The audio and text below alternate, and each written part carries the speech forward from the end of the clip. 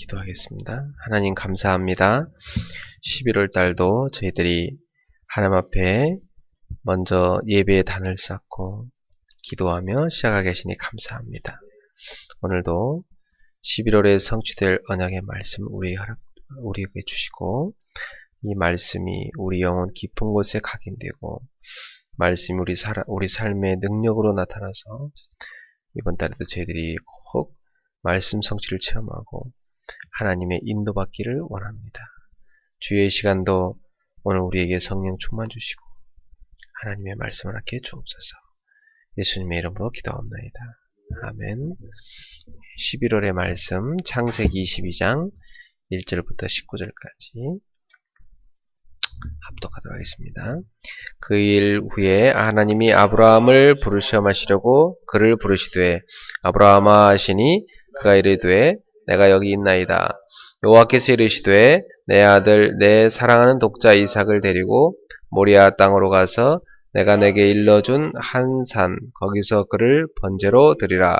아브라함이 아침에 일찍 일어나 나귀의 안장을 지우고 두 종과 그의 아들 이삭을 데리고 번제에 쓸 나무를 쪼개어 가지고 떠나 하나님이 자기에게 일러주신 곳으로 가더니 제3일에 아브라함이 눈을 들어 그곳을 멀리 바라본지라. 이에 아브라함이 그 종들에게 이르되 너희는 나귀와 함께 여기서 기다리라. 내가 아이와 함께 저기 가서 예배하고 우리가 너에게로 돌아오리라 하고, 아브라함이 이에 번제나무를 가져다가 그의 아들 이삭에게 지우고 자기는 불과 칼을 손에 들고 두 사람이 동행하더니 이삭이 그 아버지 아브라함에게 말하여 이르되 내 아버지여 하니 그가 이르되 내 아들아 내가 여기 있노라. 이삭이 이르되 불과 나무는 있거니와 번제할 어린 양은 어디 있나이까. 아브라함이 이르되 내 아들아 번제할 어린 양은 하나님이 자기를 위하여 친히 준비하시리라 하고 두 사람이 함께 나아가서 하나님이 그에게 일러 주신 곳에 이른지라. 이에 아브라함이 그곳에 제단을 쌓고 나무를 벌려놓고 그의 아들 이삭을 결박하여 제단 나무 위에 놓고 손을 내밀어 칼을 잡고 그 아들을 잡으려 하니 여호와의 사자가 하늘에서부터 그를 불러 이르되 아브라함아 아브라함아 하시는지라. 아브라함이 이르되 내가 여기 있나이다 하매 사자가 이르되 그 아이에게 내 손을 대지 말라. 그에게 아무 일도 하지 말라. 내가 내 아들 내 독자까지도 내게 아끼지 아니하였으니 내가 이제야 내가 하나님을 경외하는 줄을 아노라. 아브라함이 눈을 들어 살펴본즉 한 순양이 뒤에 있는데 뿔이 수풀에 걸려 있는지라. 아브라함이 가서 그 순양을 가져다가 아들을 대신하여 번제로 드렸더라. 아브라함이 그 땅 이름을 여호와 이레라 하였으므로 오늘날까지 사람들이 이르기를 여호와의 산에서 준비되리라 하더라. 여호와의 사자가 하늘에서부터 두 번째 아브라함을 불러 이르시되 여호와께서 이르시기를 내가 나를 가리켜 맹세하노니 내가 이같이 행하여 내 아들 내 독자도 아끼지 아니하였은즉 내가 내게 큰 복을 주고 내 씨가 크게 번성하여 하늘의 별과 같고 바닷가의 모래와 같게 하리니 내 씨가 그 대적의 성문을 차지하리라.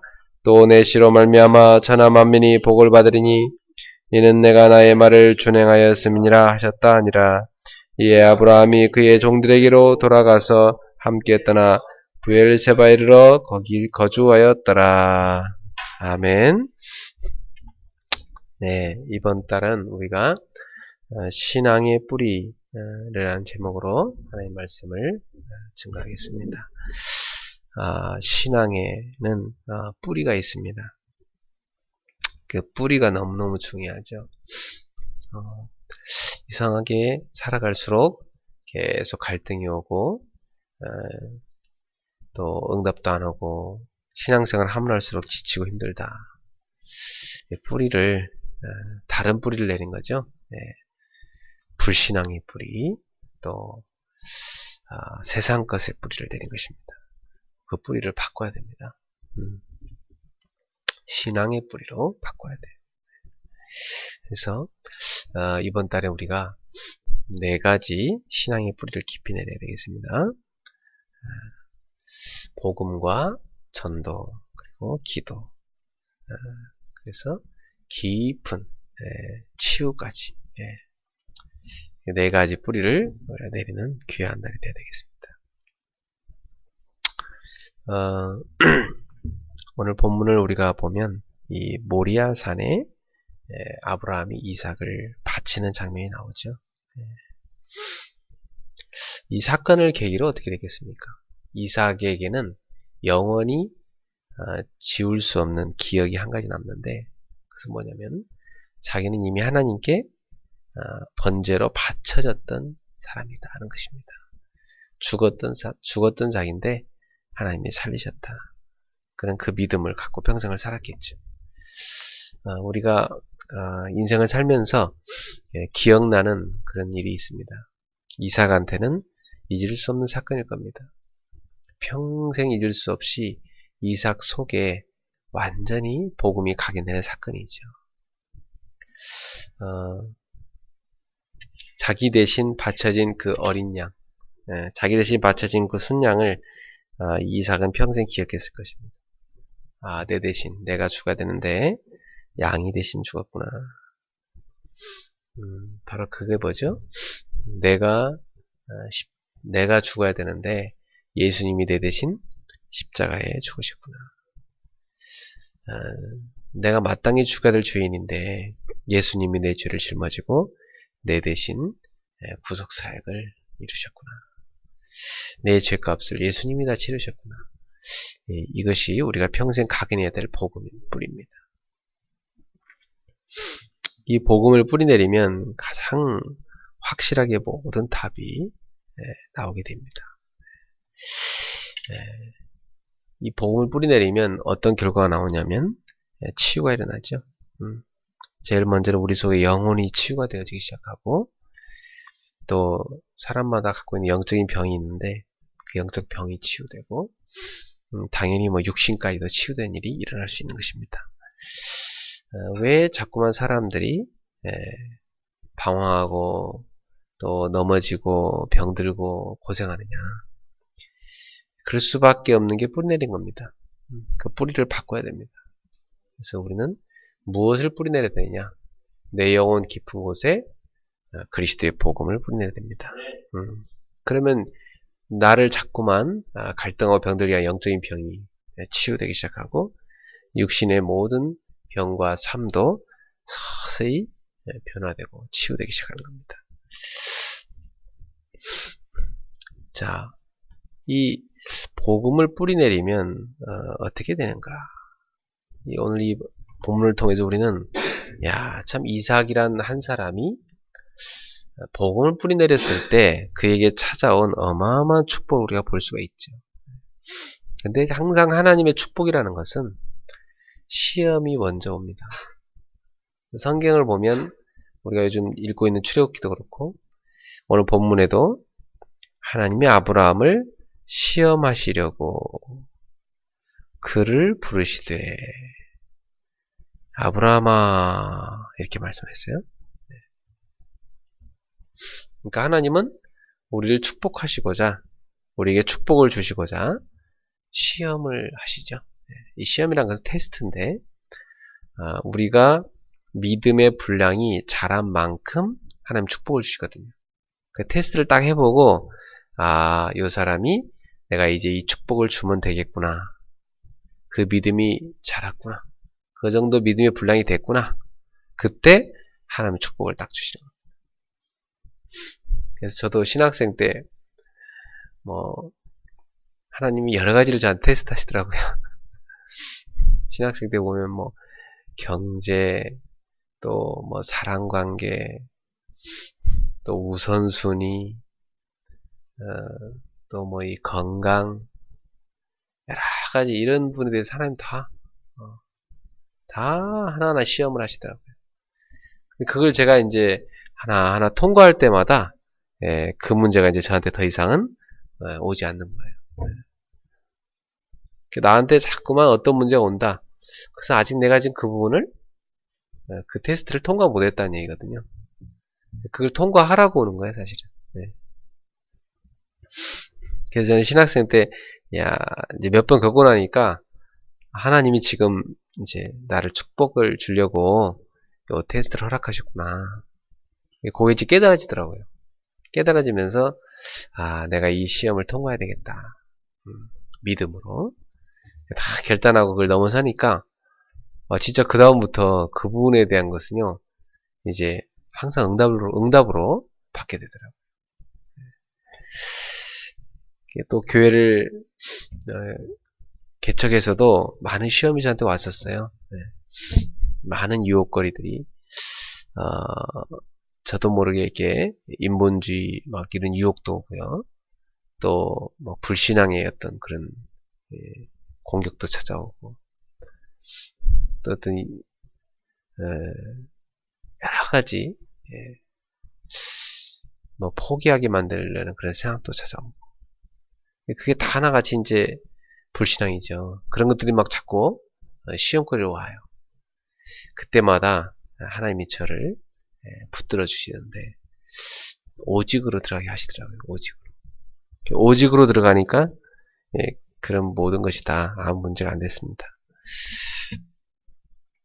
그래서 그 시험을 다 패스하고 나니까 굉장히 중요한 응답들이 막 오기 시작하는데 참 하나님은 우리에게 구원을 공짜로 주시긴 하셨는데 우리에게 하나님은 축복을 물론 공짜로 주시는데 우리가 그릇이 준비된 만큼 주시는구나.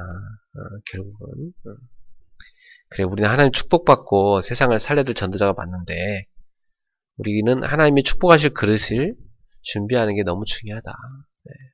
그래서 신앙생활은 어떻게 보면 그릇 준비하는 거구나. 그래서 앞으로 하나님 어떤 응답을 줄 건가를 보면 그릇 준비를 미리 하게 되겠죠. 그럼 어떤 일이 납니까? 그릇 준비를 미리 하면 이제 뭐 테스트가 필요 없는 거죠. 하나님 보실 때 야, 넌 테스트 안 해도 되겠다, 야. 그릇 준비 다 하고 있구나. 그럼 이제 하나님이 계속 그 축복을 주시고 우리는 그 축복으로 인생을 살아가게 되는 거죠. 그래서 이번 11월부터는 우리 성도님들이 하나님의 시험을 합격할 수 있는 그런 성도가 되기 바라고 또 신앙의 뿌리를 깊이 내리기를 축원합니다. 그래서 하나님이 축복을 주실 만큼의 그릇이 갖춰지는 성도가 되시길 바랍니다. 자, 이 이삭 같은 경우도 이 사실은 오늘 본문이 아브라함의 믿음을 테스트하는 것처럼 보입니다. 사실은 그죠? 하나님이 아브라함을 부르셨고 아브라함 시험하시려고 불렀다 그랬어요. 그래서 진짜 아브라함을 시험하십니다. 아브라함이 진짜 하나님을 믿는지 안 믿는지. 근데 히브리서 11장에 보면 이렇게 나옵니다. 아브라함은 자기 아들을 하나님께 바쳤을 때 다시 살리실 줄 믿었다 그랬어요. 쉽게 말하면 부활신앙을 갖고 있는 거죠. 그러니까 아브라함은 하나님은 도저히 자녀를 생산할 수 없는 상태에서 자기 아들을 주셨기 때문에 100세에 낳은 아들 아닙니까? 얼마나 오기야 금이야 귀했겠어요. 사실은 이제 아내의 수태도 끊어졌고 더 이상 아들을 가질 수 없는 상태였어요. 그런데 하나님께서 아브라함의 기도를 들어주시고 아들을 주신 거 아닙니까? 그래서 아브라함은 어떤 믿음을 가졌냐면 무에서 유를 창조하신 하나님, 도저히 인간은 불가능하다 하는데 하나님께는 가능하기 때문에 그래서 하나님이 이 아들을 주셨구나. 이 아들은 우리의 인간적 방법으로 낳은 것이 아니라 하나님 주신 아들이구나. 이렇게 그는 붙잡았죠. 그렇기 때문에 하나님이 아브라함에게 네 아들을 바쳐라 했을 때 이 아브라함은 3절에 보면 아침에 일찍 일어났다 그랬어요. 고민도 안 했습니다. 밤새도록 했는지 모르겠지만 밤새도록 잠을 뒤척였는지 모르겠지만 아브라함이요 다음날 바로 실천해버립니다. 며칠 간 것도 아니요. 일주일 후에 이렇게 한 것도 아닙니다. 성경 보니까 여호와께서 이르시되 내 아들 내 사랑하는 독자 이삭을 데리고 모리아 땅으로 가라. 거기서 가서 내가 내게 일러준 한 산 거기서 그를 번제로 드리라. 근데 아브라함이 아침에 일찍이 일어나 나귀 위에 안장을 지우고 두 종과 그의 아들 이삭을 데리고 번제에 쓸 나무를 쪼개 가지고 떠나 하나님이 자기에게 일러준 곳으로 가더니 다음날 아침 일찍에서 이 아브라함은 번제 드릴 준비를 시작했고 나귀를 데리고 또 종들과 함께 바로 모리아산으로 출발했습니다. 그래서 3일 만에 그 산 앞에 이르게 되지요. 그리고 아브라함이 이렇게 얘기합니다. 종들한테 너희는 나귀와 함께 여기서 기다리라. 내가 아이와 함께 저기 가서 예배하고 우리가 너에게로 돌아오리라. 종들은 놔두고 이제 아들과 함께 산에 올라갑니다. 그래서 그 번제 나무를 이제 나귀한테 지우고 종들이 갖고 왔었는데 그걸 이제 아브라함이 꺼내서 자기 아들한테 지어줍니다. 아들한테 그 번제 나무를 딱 어깨에 지어주면서 이거 네가 지고 가라. 그리고 아브라함은 손에 불과 칼을 딱 들고 두 종이 이제 동행하여 쭉 올라갑니다. 종은 놔두고 이제 두 사람이서 올라갑니다. 이 아브라함과 이제 이삭 둘이서 딱 산에 올라갑니다. 그때 이제 아들 이삭이 아브라함에게 묻습니다. 7절에 보니까 이삭이 그 아버지 아브라함에게 말하여 이르되 내 아버지 하니 아버지 이렇게 부른 거죠 사실은. 그가 이르되 내 아들아 내가 여기 있노라. 왜 그러니 아들아? 이렇게 대답하죠. 이삭이 이르되 불가나무는 있거니와 번제할 어린 양은 어디 있습니까? 아버님 불가나무는 있는데요. 번제의 양이 없잖아요. 번제할 어린 양을 항상 갖고 가셨는데 오늘은 왜 어린 양을 안 갖고 가세요? 그때 아브라함이 믿음의 대답을 합니다. 아브라함이 이르되 내 아들아 번제할 어린 양은 하나님이 자기를 위하여 친히 준비하시리라. 하나님이 준비하시리라. 아멘. 이 믿음을 가지셔야 됩니다. 하나님이 준비하시리라. 우리한테 이런 일이 있을 때가 많죠. 그죠? 어떤 일을 하나님이 하라 했을 때 아무것도 없는데 어떻게 그 일을 합니까? 하나님이 준비하시리라. 저도 이렇게 이런 경우를 참 많이 체험했어요. 제가 개척해서 바로 어떤 제안을 어떤 선배 목사가 하냐면 야, 김 목사 너 이번에 유럽에 가서 캠프 좀 하고 와라. 유럽 갈 돈이 하나도 없는데 유럽 가서 캠프하고 와라. 그때 유럽을 가는데 거의 한 300만 원 정도가 필요하더라고요. 뭐 그 돈이 어디 있습니까? 유럽을 가서 그것도 2주 동안 있다 와야 되는데. 그것도 두 나라를 갔다 오는, 한 나라에 두 군데를 갔다 오는 거예요. 스페인에 저기, 발렌시아하고, 마드리드 두 군데를 가서 캠프를 하는 거예요. 완전히 거기 스페인에 가서 일주일 있고, 독일까지 가서 이제 또 한 주 있고 해서 2주에 걸쳐서, 있다 와야 되는데, 저는, 그때 그것이요. 부담이 약간 되지만은, 하나님이 준비하시리라. 그 믿음이 있다고 오더라고요. 그래가지고, 그때 그냥 빚내서 갔다 왔어요. 빚내서 갔다 왔는데, 야, 거기 그 스페인 교회들이 참 어려운 데 있잖아요. 그 어려운 중에 있는 그 사람들이 또 다 저를, 개척교회 목사 왔다 하니까 이 사람들도, 지역정성으로 사람들도 저를 도와주시고, 또 그 당시 주변에서, 하나님이 다 도움의 손길을 주셔가지고, 제가 갔더니, 갔다 오니까 그 빚을 다 갚을 수 있을 만큼 하나님이 정확하게 채워주는 걸 제가 체험했습니다. 야, 그래. 믿음으로 선교하는 거지. 그리고 우리 교회는 선교할 재정이 남아서 선교한 적이 단 한 번도 없습니다. 항상 적자일 때, 교회 예산이 없을 때 제가 선교를 결단했었어요. 선교는 믿음으로 하는 것이다. 그때마다 하나님께서 제가 선교를 2번째 지금 하고 있는데 정확하게 하나님이 다 채워주셨습니다. 오히려 교회의 재정이 더 쌓이는 것을 보게 됐습니다. 하나님은 참 믿음의 테스트를 많이 하시는구나. 그래서 우리는 오늘 여기 아브라함이 가진 믿음을 가지셔야 됩니다. 하나님이 자기를 위하여 친히 준비하시리라. 이 신앙을 뭐라 하죠? 여호와 이레의 신앙이다. 하나님이 준비하시리라. 여호와 이레. 자, 그래서 하나님이 이제 말씀하신 그곳에 이 아브라함이 딱 도착을 합니다. 이삭과 함께. 근데 아브라함이 조용히 나가서 돌로 이제 제단을 쌓습니다. 이삭이 옆에서 지켜보면서 참 이상했죠. 아버지가 한 행동이. 아니, 번제 드릴 양도 없는데 아버지는 왜 저러실까 오늘따라. 단을 쌓고 나더니 이제 이 아버지 아브라함이 아들 이삭한테 뭐라 말을 하지 않았겠어요? 네. 그 당시 이삭이요. 네. 나이가 아주 어린 게 아니에요. 네. 그래도 꽤 자랐을 때예요. 이 이삭이 힘이 있었다고요, 사실은. 네. 아브라함은 노인이고요. 네. 분명히 이삭이 아버지가 아무리 묻고 해도 뿌리치고 도망갈 수 있는 힘이 있었습니다, 사실은.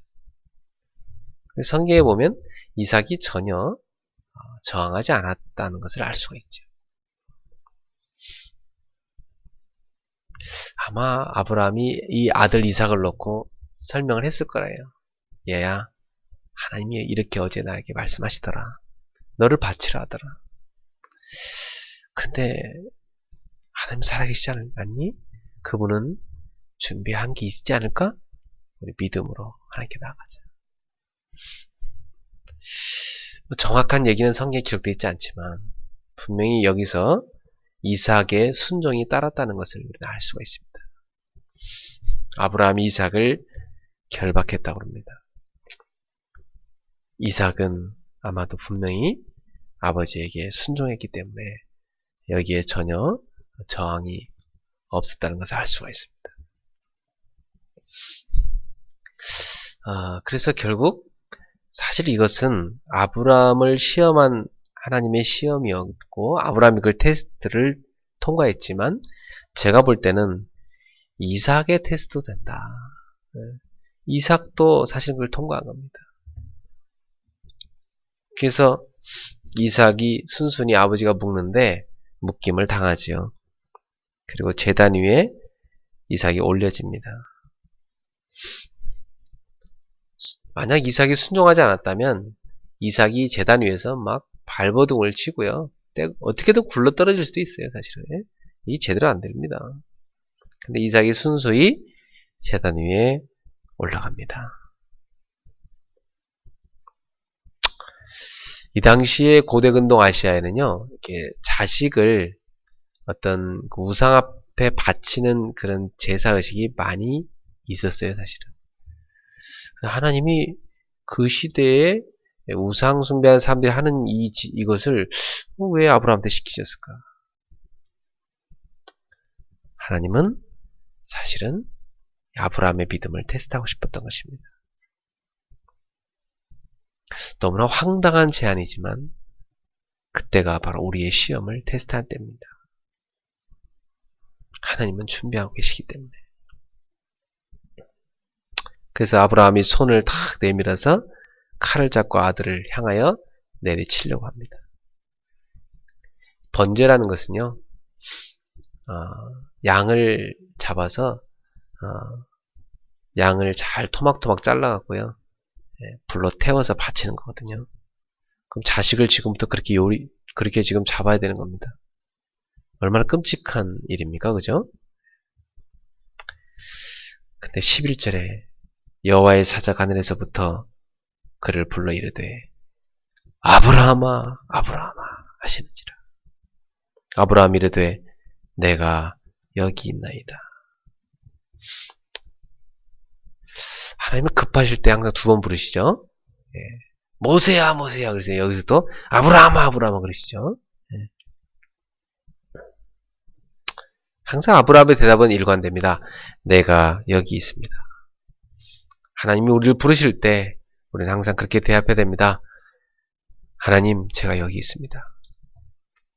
하나님 부르신 그 모습 그대로 여기 있습니다. 어찌하여 나를 부르셨습니까? 하나님이 하시고자 하는 일이 있는 거죠. 12절에 사자 그래도에 하나님의 사자가 심부름을 왔죠. 그 하나님의 사자가 이제 하나님의 음성을 전달합니다. 그 아이에게 내 손을 대지 말라. 그에게 아무 일도 하지 말라. 내가 내 아들, 내 독자까지도 내게 아끼지 아니하였으니 내가 이제야 내가 하나님을 경외하는 줄을 아노라. 하나님은 아브라함이 하나님 사랑한 거 알고 계셨죠. 그죠? 그렇지만은 우리가 하나님 사랑과 마음으로 우리가 하나님 사랑을 알지만 하나님은요. 우리의 삶을 행위를 테스트하시는 분입니다. 우리의 믿음이 삶으로 행동으로 옮겨지기를 하나님은 원하시는 것입니다. 아브라함이 눈을 들어 살펴본 즉 한 순양이 뒤에 있는데 풀이 수풀에 걸려 있느니라. 아브라함이 가서 그 순양을 가져다가 그 아들을 대신하여 번제로 드렸더라. 바로 이것이 하나님의 준비하심이죠. 하나님이 뭘 준비했어요? 아브라함 대신에 순양을 준비하셨다. 오늘 이 순양은요, 장차 오실 메시아 예수 그리스도를 예표하는 그림자입니다. 아브라함이 그 땅 이름을 여호와 이레라 하였으니 오늘날까지 사람들이 이르기를 여호와의 산에서 준비되리라 하더라. 순양을 준비하신 하나님. 네.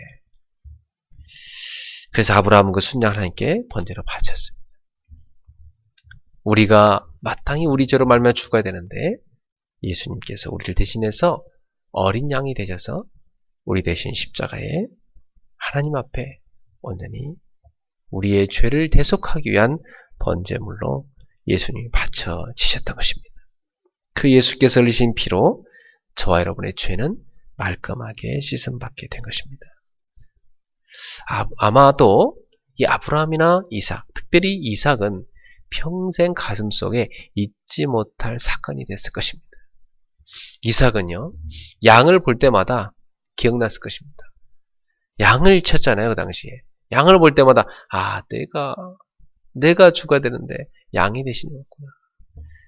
장차 메시아를 하나님이 인간을 구원하기 위해서 이 땅에 메시아를 보내실 것인데, 그가 우리 인간의 죄를 해결하기 위해서 십자가에 매달 것이다. 이것을 사실은 이삭은 바라봤던 것입니다. 그래서 구약은요, 장차 오실 메시아 그리스도를 바라보는 신앙입니다. 신약은요, 오신 그리스도를 믿는 신앙이고 오신 그리스도와 함께하는 신앙이죠. 지금 우리 속에는 이 말세 시대 때는 예수께서 성령으로 우리 안에 함께 계시는 것입니다. 오늘 그리스도로 말미암아 구원받았음에 분명한 감사와 감격을 우리 속에 늘 갖고 살아야 될 것입니다. 우리도 이삭처럼 우리 속에 믿음이 뿌리내려서 절대 잊지 않는 그런 신앙의 사람이 되어야 되는 것입니다. 그래서 이삭 속에 어릴 때 이 복음이 딱 각인되는데요. 이삭은 평생토록 그 각인된 복음을 누리는 축복된 생이 된 것입니다. 그래서 성경에는요, 이 이후에 이삭의 삶을 보면요, 계속 하나님이 이삭을 형통케 하신 장면을 우리가 알 수가 있습니다. 하나님의 중요한 테스트, 이삭은 이 한 방으로 끝났습니다. 우리도 이삭처럼요, 어릴 때부터 우리 후대에게 복음을 뿌리내리는 게 너무 중요하죠. 자, 이후에 하나님이 이제 이삭에게 축복을 선포하십니다. 앞으로 이삭에게 올 복을 선언하십니다. 자, 테스트를 딱 통과하고 나잖아요. 그럼 하나님은 우리에게 주려고요, 보따리에 딱 넣어놨던 축복 있죠? 그걸 선언하십니다. 내가 이 축복을 앞으로 너에게 줄 것이다 하고 말이죠. 16절부터 보니까 이르시되 여호와께서 이르시기를 내가 나를 가리켜 맹세하노니, 하나님이 이 땅에 두고 맹세할 것이 하나님보다 더 큰 게 없잖아요. 그러니까 하나님은 하나님 자신을 가리켜 맹세하십니다. 내가 이같이 행하여 네 아들 내 독자를 아끼지 아니하였은즉 내가 내게 큰 복을 주고 내 씨가 크게 번성하여 하늘의 별과 같고 바닷가의 모래와 같게 하리니 내 씨가 그 대적의 성문을 차지하리라. 또 내 씨로 말미암아 천하 만민이 복을 받으리니 이는 내가 나의 말을 준행하였음이니라 하셨다. 자, 참 어마어마한 복을 하나님이 약속하십니다. 자, 이것은 사실은 아브라함한테 하나님이 주신 축복이 맞죠. 아브라함한테 네게 큰 복을 주고 내 씨가 크게 번성하게 할 것이다. 하늘의 별과 같고 바닷가에 모래와 같게 할 것이다. 내 씨가 대적의 물을 얻으리라. 내 씨로 말미암아 천하 만민이 복을 받을 것이다. 이유는 뭐라고 했어요? 이는 네가 나의 말을 준행하였습니다. 자, 하나님은요 언제 우리에게 이런 축복을 준다고요? 말씀에 순종하는가? 우리가 말씀을 따라가는 신자인가? 말씀을 붙잡고 가는 믿음의 사람인가를 테스트하시는 것입니다. 그 말씀 따라간 이 아브라함의 하나님은 네가 나의 말을 준행하였기 때문에 내가 너한테 이러한 축복을 허락하노라. 이렇게 말씀하신 것입니다. 자, 이 축복은 곧 이삭에게 주어진 축복입니다. 바로 아브라함의 씨가 쭉 나오는데 그 아브라함이 주신 약속이 궁극적으로 성취되는 것은 곧 이삭의 혈통을 통해서 성취됩니다. 그 이삭의 혈통을 통해서 메시아 그리스도가 오시게 되고요. 그 그리스도를 믿는 수많은 사람들, 그들이 바로 오늘 본문에 약속한 그 씨, 바로 천하 만민을 우리가 볼 수가 있습니다. 예수님을 그리스도로 믿는 사람, 그리스도가 우리 안에 그 씨로 들어와 있는 사람, 그 사람을 통하여 천하 만민이 복을 받게 될 줄로 믿습니다. 오늘 우리는 그리스도로 말미암아 이제 세상을 복되게 하는 복의 근원된 축복된 사람이 됐다는 사실을 우리 기억해야 됩니다. 아브라함은 이 축복을 받은 이후로 계속해서 말씀의 성취를 체험하게 되고요. 사실상 이 이후에는 아브라함을 향한 테스트가 없습니다. 그런데 창세기 12장부터 오늘 22장까지는요. 하나님이 아브라함을 향한 테스트를 계속하십니다. 자, 하나님이 아브라함을요. 계속 테스트하시는데 왜 테스트하시다고요? 복을 주시고자. 자, 아브라함의 약속은 이 축복이 나중에 이삭에게 그대로 전달됩니다. 오늘 우리에게 임하신 하나님의 놀라운 은혜와 축복이 우리 후대에게 이어져야 될 줄로 믿습니다. 자, 그래서 이번 달에 우리가 꼭 뿌리내릴 게 뭐냐? 복음을 깊이 뿌리내야 됩니다. 복음을. 복음을 어떻게 뿌리면 되겠습니까? 복음이 뭐죠? 복음이 바로 예수가 그리스도라는 거 아닙니까? 그리스도께서 여자의 후손으로 약속대로 오셔서 사단의 머리를 깨뜨리셨고, 그리스도께서 약속대로 오셔서 보라 처녀가 잉태 아들 낳으니 그 이름 임마누엘이라. 동정녀 마리아의 몸에 잉태해서 이 땅에 오셨습니다. 그 그리스도가 우리의 죄를 대신해서 우리의 죄를 짊어 십자가에서 우리의 모든 죄를 끝내셨고 3일 만에 부활하여서 사망의 왕노릇하는 사단의 머리를 깨뜨리셨고 우리를 죄와 사망의 권세, 흑암의 권세에서 영원히 해방하시다는 사실이죠. 누구든지 예수가 그리스도 되심을 믿고 자신 속에 그리스도를 영접하는 사람은 그 그리스도의 생명의 씨앗이 그 속에 들어가서 영원토록 함께 하셔서 이제 영생을 누리고 이 땅에 많은 사람들을 살리는 전도자로 사용하여 주시는 것입니다. 하나님이 이삭에게 창세기 26장 10절부터 20절에 보니까 이삭이요 1년을 농사했는데요 100년 먹을 양식을 얻게 됩니다. 100배의 소산을 거둡니다. 자, 이 이삭이요 가서 우물을 파는 곳마다 우물이 나옵니다. 샘의 근원을 얻었다고 그랬습니다. 그리고 이삭이 농사를 지었는데요 100배의 수확을 거뒀다고 그랬습니다. 하나님은 100년의 축복, 100배의 축복을 약속하신 겁니다. 마가복음 10장 29절 30절에도 보면요. 예수님께 말씀하십니다. 나와 및 복음을 위하여 자신의 것을 다 드리는 사람은 100배의 복을 받으리라. 그리고 내세 영생을 얻지 못할 자가 없으리라. 또한 핍박을 겸하여 받으리라. 100배를 약속하십니다. 오늘 우리는 하나님께서 100배의 복을 줄 수밖에 없는 그런 믿음의 사람이 됩시다. 예수가 그리스도의 언약을 굳게 붙잡고 우리 속에 뿌리를 내려야 되겠습니다.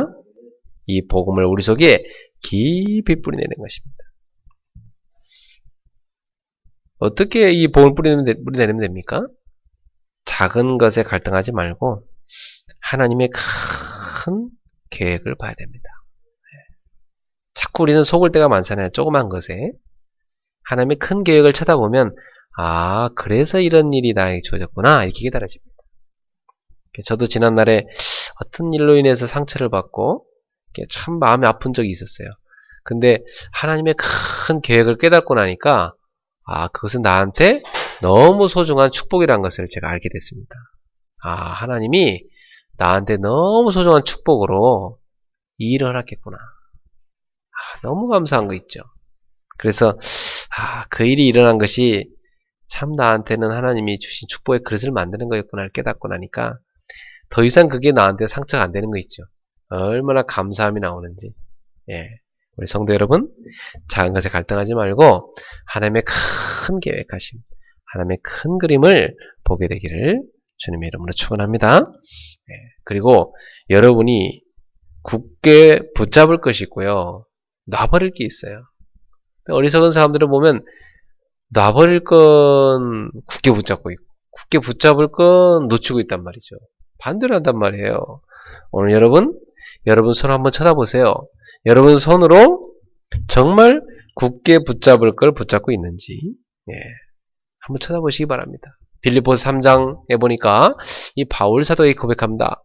나는 내가 그동안 자랑하던 것, 육신적으로 내가 자랑했던 것, 그걸 다 해로 여기고 배설물같이 버린다 그랬어요. 왜요? 자기한테는 가장 고상한 지식 그리스도가 함께 있기 때문이죠. 우리 성도 여러분 두 손으로 오늘도 그리스도 외에 붙잡고 있는 게 뭡니까? 그리스도 말고 지금 여러분 붙잡고 있는 게 뭐예요? 돈입니까?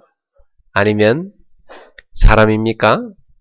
아니면 여러분 실력입니까? 경험입니까? 배경입니까? 지식입니까? 뭘 붙잡고 있습니까? 여러분 그리스도 외의 것은 다 버리셔야 됩니다. 내가 굳게 붙잡을 건 그리스도 외에는 없습니다. 여러분이 놓을 것은 빨리 놔야 됩니다. 바울은요 그리스도를 다 붙잡는다고 그랬어요. 그리고 그리스도의 손에 잡힌 바 된 그것을 자기도 붙잡으려고 표대를 향해 달려간다고 그랬어요. 오늘 바울처럼 여러분도 그리스도를 굳게 붙잡기를 축원합니다. 그리스도께서 또 여러분을 향해 갖고 계신 그 계획을 붙잡으세요. 자, 사도행전 2장 1절 4절에 보면 초대교회 때 하나님께서 부르신 사람들 한 명 한 명이요 너무 소중하게 쓰임받는 걸 볼 수가 있습니다. 그래서 우리는 하나님께서 우리에게 붙여주신 성도 한 사람 한 사람을요 소중하게 봐야 됩니다. 제가 지난주에도 필리핀 가서 이렇게 2주간에 걸쳐서 필리핀의 10개 교회를 돕는 성교 캠프를 하고 왔는데요. 가서 참 한 사람 한 사람이 귀하더라고요. 그리고 어느 교회에서는요 성도들이 그동안 교회에서 자기가 뭘 해야 될지 모르고 그냥 교회 왔다 갔다 하는 사람도 있었는데요. 이번 계기를 통해서 성도들이 다 하나같이 자기의 역할을 다 찾게 되고요. 다 소중한 위치에다 자기가 꼭 해야 될 일을 하게 되는 일이 일어났습니다. 너무 감사한 일 아닙니까? 제가 또 우리 성도들 우리 교회 설립 예배 때 이렇게 사진을 가만히 쳐다봤어요. 그래서 그때 활짝 웃고 있는 우리 성도의 얼굴 하나하나를 보면서 그래, 우리 성도들 너무 소중한 분들이지. 한 명, 한 명이 너무 소중하지. 그래서 여러분의 얼굴을 제가 이렇게 보면서 하나님 앞에 기도했습니다. 여러분이 절대 흔들리지 않고 끝까지 완주해서 세계복음화는 모델되는 교회를 세우고 또 세계복음화의 주역으로 쓰임받게 되기를 기도했습니다. 자, 성도 여러분, 우리는 복음을 어떻게 뿌리내립니까? 작은 것에 갈등하지 말고 하나님의 큰 그림, 큰 계획을 보라. 그리고 굳게 붙잡을 걸 잡고 놔버릴 걸 놔라. 그리고 모든 성도 다 귀하다는 것을 깨닫고 소중하게 여겨야 되겠습니다.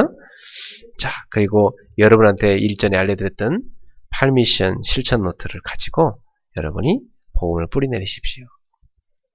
그래서 그 미션 노트를 쓰다 보면요, 흐름이 보입니다. 여러분이 쭉 복음이 어떻게 해서 우리 강단에 흘러나오는가, 이 복음의 흐름이 쫙 보이기 시작하고요. 그럼 이 복음이 강단 말씀을 통해서 흘러나오는데 내가 말씀 속에서 실천할 건 뭘까? 그걸 여러분 정확히 붙잡으셔야 됩니다. 그리고 여러분이 내가 기도할 제목이 뭘까를 딱 정리해 보시면요, 기도의 흐름이 쫙 정리가 됩니다.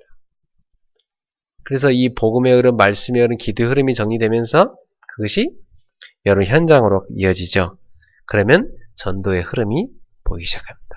하나님께서 나에게 이쪽으로 전도하라고 이렇게 인도하시는구나 하는 걸 볼 수가 있어요. 저도 우리 세계복음화를 위해서 우리가 세계를 순회할 때 캠프를 진행하는 사람들이 몇 명 있습니다. 하나님이 저한테는 왜 필리핀과 대만을 맡기셨을까 이렇게 딱 보면서 내가 가고 오면서 하나님이 여기를 나를 보내신 이유가 있구나. 우리 교회에 받은 응답이 뭐 작은 거지만 이분들한테 그걸 그대로 전달했는데요. 이분들한테 정확하게 시간표 맞는 거예요. 그래서 우리 교회에서 실천했던 이 8미션 실천 노트와 이런 매뉴얼을 쭉 전달했거든요. 근데 그분들한테 그게 너무 필요했던 것들이었어요. 그래서 이분들이 그걸 9월 달에 제가 전달한 그 집중훈련 때 받은 메시지를 가지고요. 이분들이 한 40일 정도 집중기도 하시면서 믿음의 실천을 하셨는데, 그게요, 뭐 쉽게 말하면 현장으로 대박 난 거죠. 뭐 현장으로 쫙 전도운동이 이어지기 시작했어요. 그래서 참 하나님은요 정확하시다. 그래서 전도 흐름을 좀 보게 되는 겁니다. 필요해서 이곳을 보냈구나. 그럼 여러분이 복음과 말씀과 기도와 전도의 흐름을 쫙 그 흐름을 보시고 흐름을 타잖아요. 그럼 반드시 네 가지 절대적으로 하나님이 예비한 것이 보입니다. 하나님이 우리에게 다 예비하는 절대적인 문, 그리고 하나님이 예비해놓고 기다리시는 절대적인 시스템, 그리고 절대로 무너지지 않는 절대 지교회, 그리고 하나님께서 그 현장을 살리기 위해서 예비해놓으신 영원한 제자, 절대 제자가 다 나오게 되어 있습니다.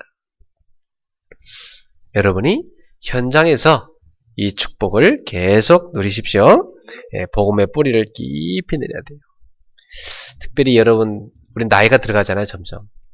나이가 들어갈수록 이 복음의 뿌리를 더 깊이 내릴 수 있도록 나이를 참고하시고 더 깊이 복음을 붙잡기를 주님의 이름으로 축원합니다. 여러분, 뿌리 내리면 결과가 뭐가 옵니까? 열매 맺죠. 분명히 그렇습니다. 복음의 뿌리 내리면 반드시 복음의 열매가 맺혀집니다. 우리의 신앙생활은 결국 복음의 열매를 맺는 거잖아요. 그럼 우리가 신앙생활에 집중해야 할 게 뭡니까? 열매 이전에 복음에 뿌리 내는 거죠. 열매는요, 당연히 우리 삶에 나타나는 거죠. 오늘 우리 성도님들 무엇을 먹을까, 입을까, 마실까 염려하지 말고 복음에 더 깊이 뿌리 내리게 되기를 주님의 이름으로 축원합니다. 자, 그래서 이삭처럼 우리도 100배의 축복을 체험하는 성도가 됩시다. 그리고 이번 달에 여러분이 더 뿌리 내릴 것이 세 가지가 있는데요. 전도의 뿌리입니다.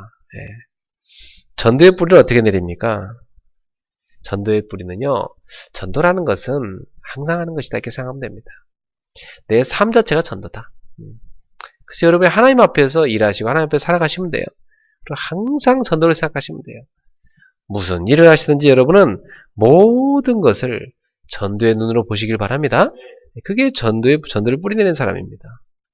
그래서 전도는요, 내가 하기 이전에 하나님이 나와 함께 하심을 24시간 누리는 거예요. 하나님이 나와 함께 하심을 늘 누리잖아요? 그러면 하나님이 나의 눈을요, 열어주십니다. 그래서 하나님이 원하시는 것을 우리의 눈을 열어서 보여주십니다. 그러니까 여러분이 하나님과 함께함을 늘 누리면 당연히 뭐가 보여요? 당연히 모든 것이 전도의 눈으로 보여지게 되어 있습니다. 모든 사람, 모든 사건, 모든 현장, 모든 만남이 싹 다 전도의 눈으로 보이기 시작하는 거예요. 그렇게 보면 어떤 문제도 사건도 다 감사가 발견됩니다. 예. 이번에 필리핀에 다녀오는데요. 우리 캠프팀, 대학에서 캠프하는 팀들을 제가 데리고 왔거든요. 근데 참 갔다 오면서 기뻤는데 우리 팀들이 그런 얘기를 해요. 목사님, 이번에 캠프 갔다 오는데 집에서 이렇게 소식이 들리는데 뭔 일이 자꾸 터졌다고 연락이 옵니다. 이런저런 일들이 자꾸 집에 터진다는 거예요. 그렇다.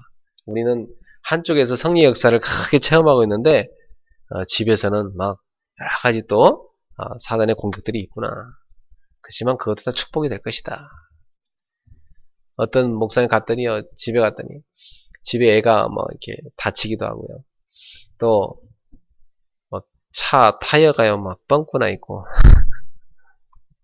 우리도 보니까 뭐 제가 마치고 오는 날 연락이 왔는데 집사람 뭐 차 접촉사고 났다고.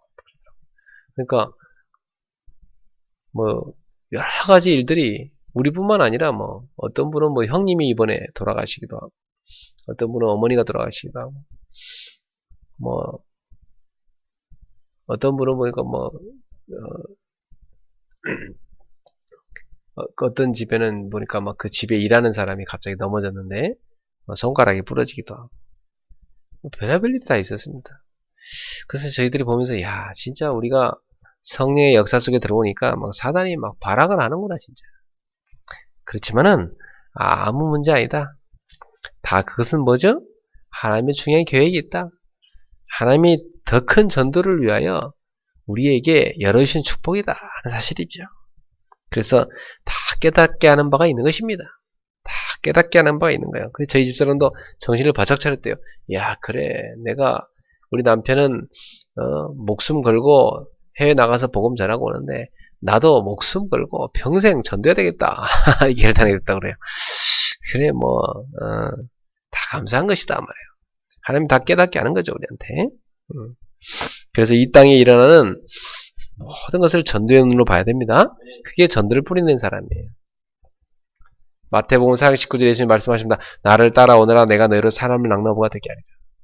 우리는 사람 낚는 어부라는 사실을 꼭 기억하고, 어부가 항상 어디 가서 물고기를 잡을까 이 생각하는 것처럼 우리도 항상 어디서든지 어떤 사람을 하나님이 전도하기 원하시는가, 어떤 사람을 예배해놨을까, 이걸 늘 보는 것. 그게 전도의 뿌리를 내린 사람이죠. 그리고 세 번째로 우리가 뿌리내릴 건 기도입니다. 여러분, 기도를 어떻게 뿌리내리면 되겠습니까? 제일 먼저는요, 여러분이 하나님 앞에 여러분 어떤 문제를 통해서 부르짖게 되죠. 사람이 너무 다급하니까요. 일단 하나님 도와주세요 하고 부르짖잖아요. 당연한 기도입니다. 그죠? 하나님한테 부르짖는 기도를 합니다. 그러면 한참 부르짖다 보면 하나님께서 깨닫게 하십니다. 야, 너 그렇게 부르짖는 그 기도가 진짜 기도 맞냐? 정말 너는 하나님이 너의 하나님됨을 믿느냐? 물어보시거든요. 그때 우리는요, 이제 내가 부르짖던 걸 내려놓고 그리스도를 붙잡게 되지요. 네, 주님. 제가 너무 다급해서 이렇게 부르짖었네요. 하나님 다 아실 줄 믿습니다. 저는 이 시간 그리스도로만 행복하기를 원합니다.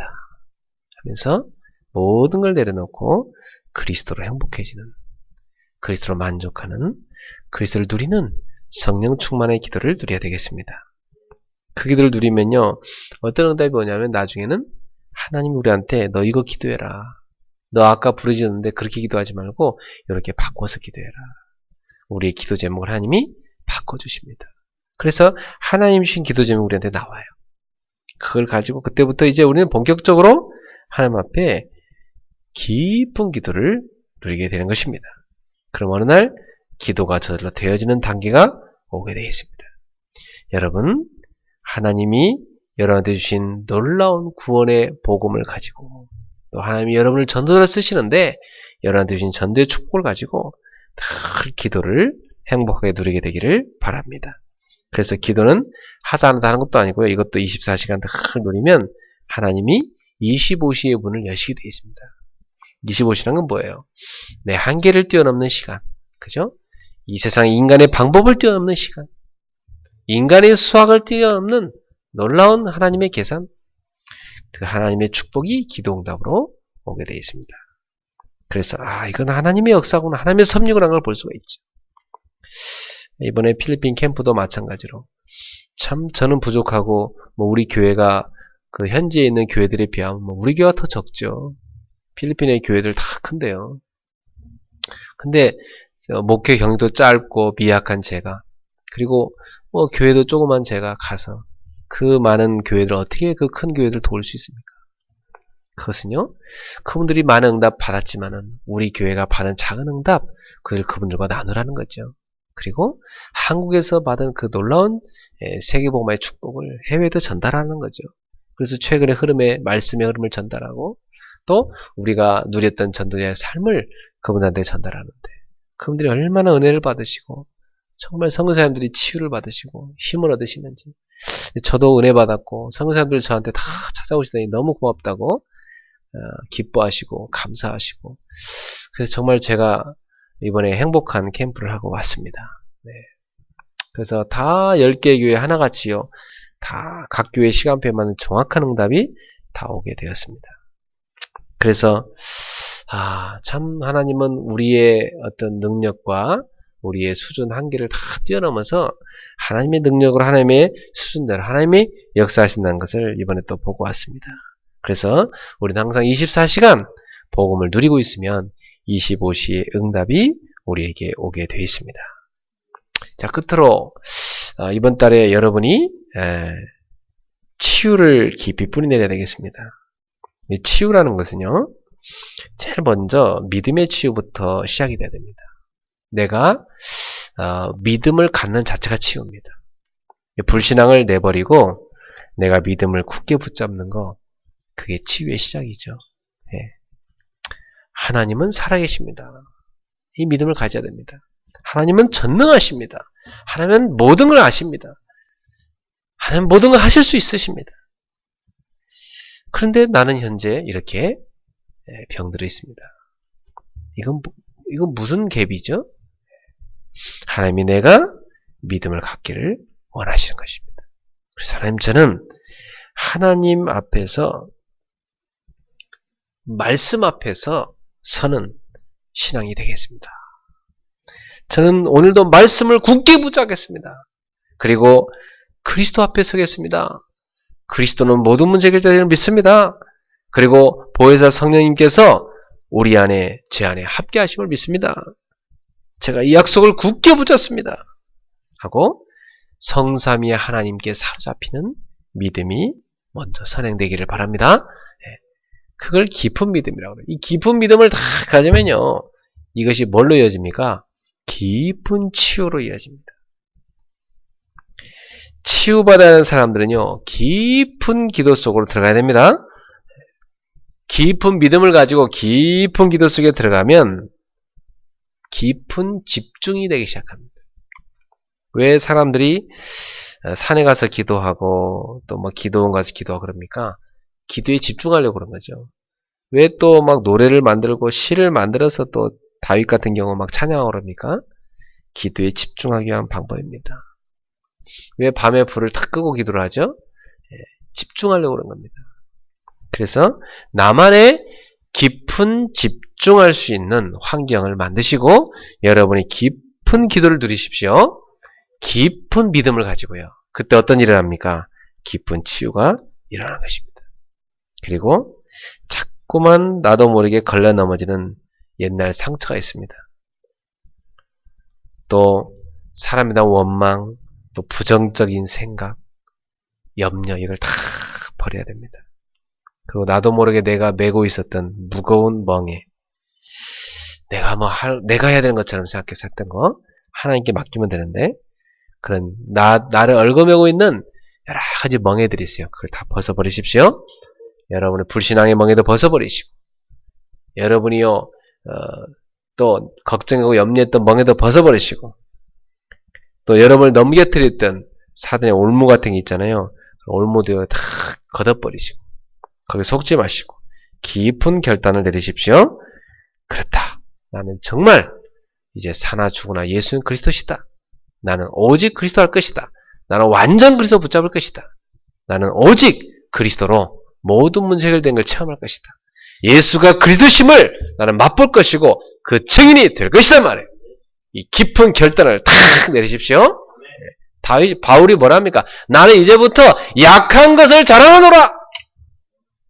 그러니까 뭐 사단이 아무리 뭐 바울을 찔러도 뭐 바울이 약한 거 자랑하겠다는데 어떤 것에도 매이지 않았죠. 그래 당당히 세계복음화를 이뤘던 것입니다. 오늘 성도님들, 우리 성도님들도 치유의 깊은 뿌리를 내리시길 축원합니다. 그래서 이번 달에 복음의 뿌리, 전도의 뿌리, 기도의 뿌리, 치유의 뿌리를 깊이 내리세요. 네. 그럼 여러분의 삶에 하나님의 참된 100배의 응답, 또 전도의 열매, 기도의 응답, 치유의 결과, 열매가 오게 될 줄로 믿습니다. 이번 달 우리 신앙의 뿌리를 깊이 내립시다. 그래서 그 열매를 보는 12월 달을 맞이합시다. 11월에 우리는 뭐 해야 된다고요? 뿌리를 깊이 내려야 된다. 그래서 올해 이제 결실, 이제 2달밖에 안 남았잖아요. 그죠? 11월, 12월. 12월에는 여러분이 한 해 동안의 응답의 모든 결실을 보는 그런 11월에 뿌리내는 그런 축복의 달이 되기를 주님으로 축원합니다. 기도하겠습니다. 하나님 감사합니다. 2014년도 일심저심 지속으로 복음 가지고 뿌리내리면서 기도와 전도 뿌리내리면서 치유에 뿌리내리면서 여기까지 왔습니다. 11월 달에 더 깊이 뿌리내리게 하여 주옵소서. 그래서 이번 해 우리 주신 원단의 메시지대로 저희들이 일어나라 빛을 발하라, 일어나서 빛을 발하는 역사 일어나게 하옵소서. 그리고 하나님 그 작은 자가 천을 이루고 그 약한 자가 강국을 이루는 역사가 일어나게 하여 주옵시고, 하나님이 준비하신 귀한 제자들이 또 많은 렘넌트들이 하나님이 주신 응답을 가득 안고 이 빛 가운데로 나오는 역사가 일어나게 하옵소서. 이삭처럼 우리도 복음을 깊이 뿌리내리게 하옵소서. 전도와 기도와 치유를 뿌리내리게 하옵소서. 그래서 아브라함과 이삭처럼 우리도 하나님의 시험을 통과하고 하나님께 인정받는 신앙인이 되어 하나님께서 주시는 축복을 받을 수 있는 그릇이 갖춰지게 하여 주옵소서. 100배의 축복이 저와 우리 성도들에게 각각 임하도록 역사해 주옵소서. 예수님의 이름으로 축복하며 기도하옵나이다. 아멘. 하늘에 계신 우리 아버지여, 이름이 거룩임을 받으시오며 나라가 임하시오며 뜻이 하시는 같이 땅에서 이루어지이다. 오늘 우리에게 일용할 양식을 주시옵고 우리가 우리에게 죄진 자를 사하는 같이 우리 죄를 사해 주시옵고 우리를 시험에 들게 하지 마시옵고 다만 악에서 구하시옵소서. 나라와 은사와 영광이 아버지께 영원히 싸움나이다. 아멘. 우리 주 예수 그리스도의 은혜와 하나님의 사랑과 성령님의 교통하심, 신앙의 뿌리를 깊이 내려 복음과 전도와 기도와 치유의 열매를 맺게 될 100배의 열매를 맺게 될 우리 사랑하는 성도들과 전세계 귀한 친자들을 위해, 우리 일본의 특별히 지교회 위해 지금부터 영원토록 항상 함께 있을지어다. 아멘.